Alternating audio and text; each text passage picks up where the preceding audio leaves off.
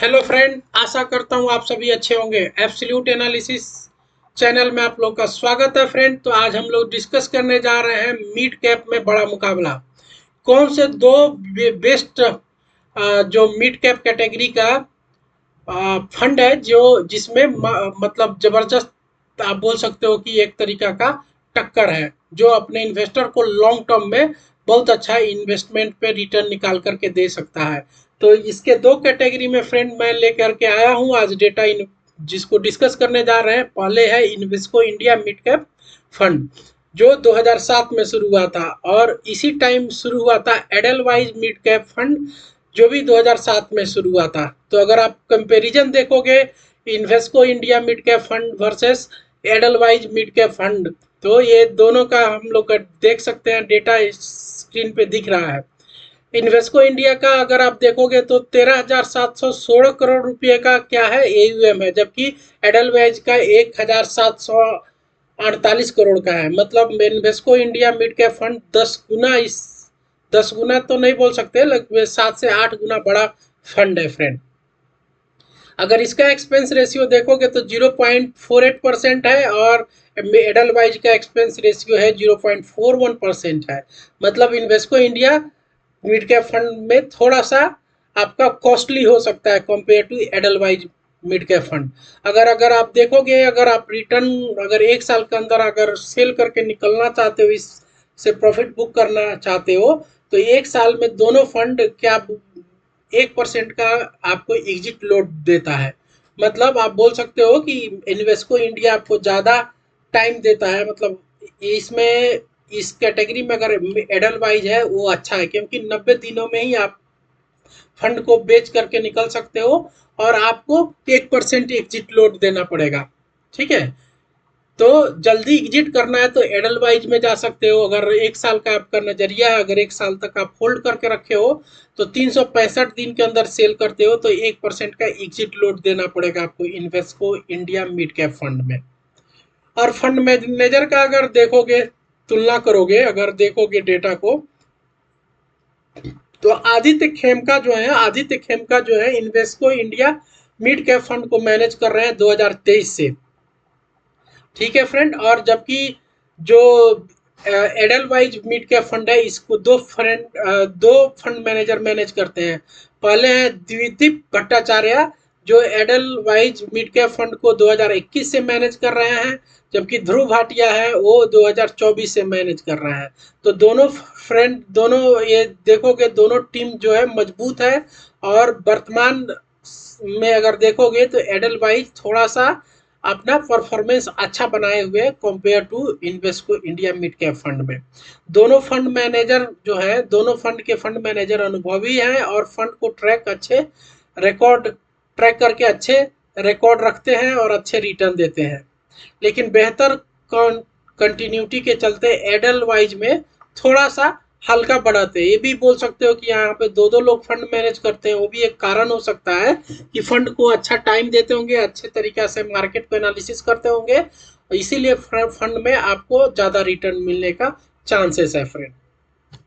तो अगर आप देखोगे कि SIP और लमसम का तुलना में कौन सा फंड कितने टाइम में कितना ज़्यादा आपको वेल्थ क्रिएट करके दिया, तो SIP के तुलना में अगर देखोगे Invesco India mid cap fund जो है, अगर 5,000 रुपया अगर प्रति माह अगर आप 10 साल जमा किए रहते हैं, तो 10 साल में 6 लाख जमा हुआ रहता है, जिसकी मैच्योरिटी वैल्यू आज 2016 से शुरू किए रहते तो 2026 आ गया, लगभग 10 साल हो गया। तो ये फंड आपको 16.16 लाख रुपया आपको रिटर्न निकाल कर देता, SIP अगर इस फंड में करते तो।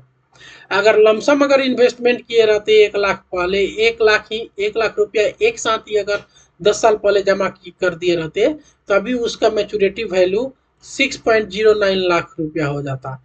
तो आप बोल सकते हो कि लमसम के तुलना में ये फंड जो है SIP में बेहतर रिटर्न करके दिया है।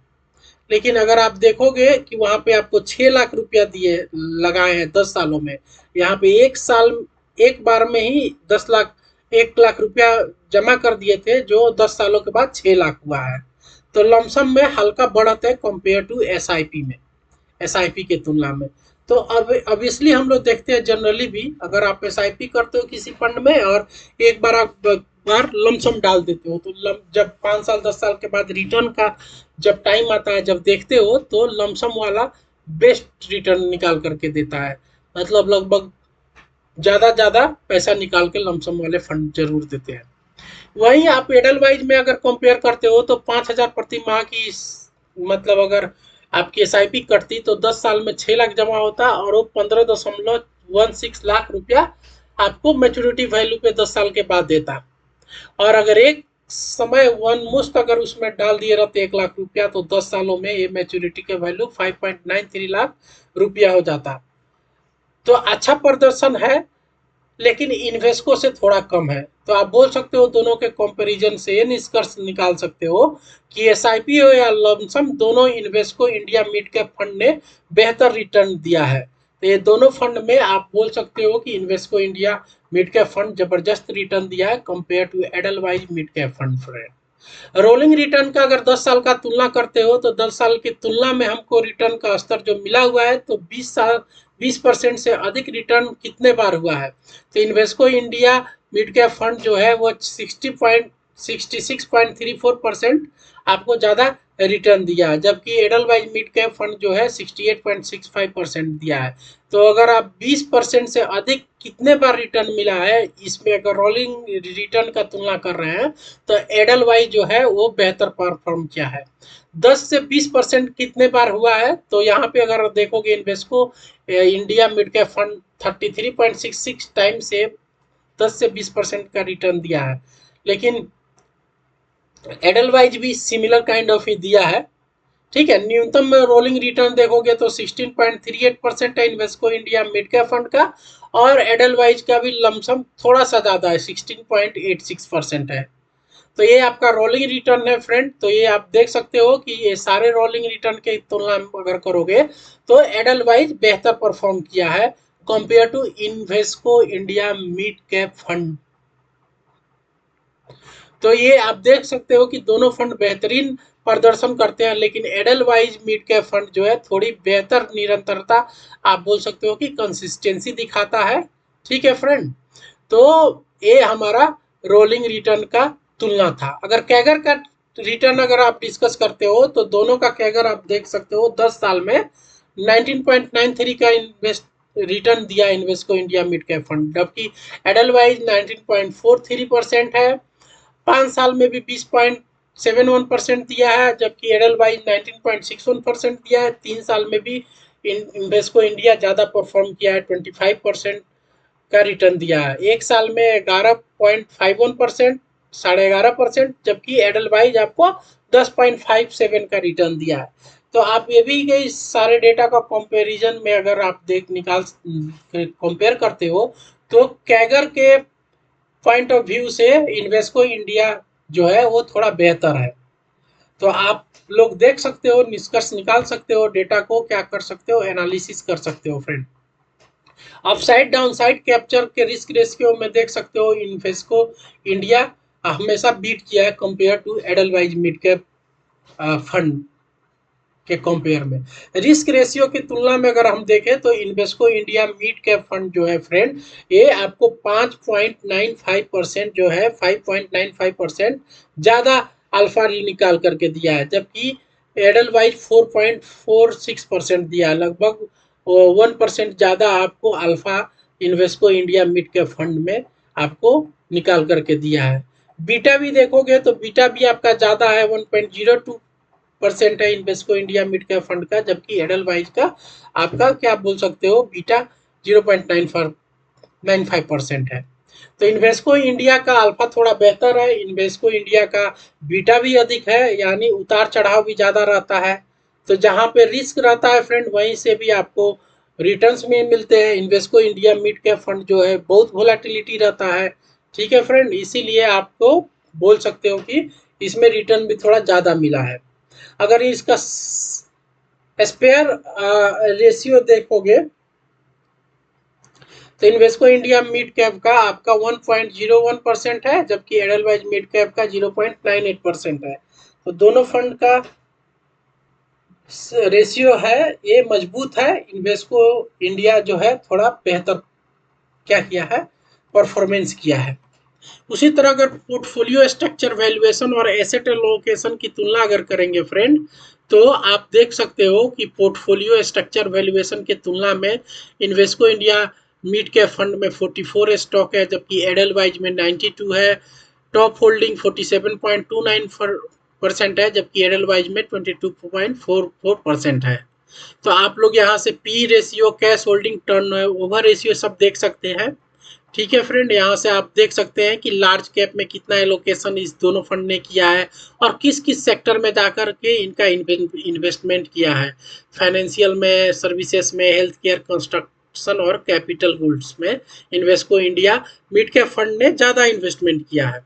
तो आप इस पोर्टफोलियो डाइवर्सिफिकेशन एनालिसिस से आपको ये पता चलता है कि इन्वेस्को जो है ज़्यादा कॉन्सेंट्रेटेड है, कम स्टॉक है, टॉप 10 में सबसे ज़्यादा वजन है इस स्टॉक में। मतलब इन्होंने ज़्यादा टॉप 10 स्टॉक में अपना इन्वेस्टमेंट डाला है। इन्वेस्को का पी ज़्यादा है, अर्थात ग्रोथ की अपेक्षाएं उच्च है, लेकिन जोखिम भी पड़ा हुआ है इसमें। जबकि एडलवाइज ज़्यादा बैलेंस है compare to Invesco India mid cap fund. ठीक है फ्रेंड, तो ये हमारा ओवरऑल कंक्लूजन है पोर्टफोलियो स्ट्रक्चर और वैल्यूएशन के बेसिस पे। उसके बेसिस पे आप देख सकते हो फाइनल फैसला क्या है फ्रेंड, कौन सा फंड आपके लिए बेहतर है। तो ये डेटा को आप देख सकते हो कि दोनों फंड अच्छे हैं, लेकिन अलग अलग प्रकार के निवेशकों के लिए उपयुक्त है। Invesco India mid cap fund है वो एग्रेसिव निवेशकों के लिए बेहतर है, जबकि एडलवाइज मिड कैप फंड जो है वो वैल्यू ओरिएंटेड और लॉन्ग टर्म निवेशक के लिए बेहतर है फ्रेंड। तो थोड़ा अगर आपको अधिक ग्रोथ पे एक्सपोजर कर रहे हो तो आप Invesco India mid cap fund को सिलेक्ट कर सकते हो। लेकिन अगर आपको चाहिए कि एक स्टेबिलिटी रहे, लोअर वोलेटिलिटी रहे और बेहतर डाउनसाइड प्रोटेक्शन मिले, तो आप एडलवाइज मिड कैप फंड में जा सकते हो फ्रेंड।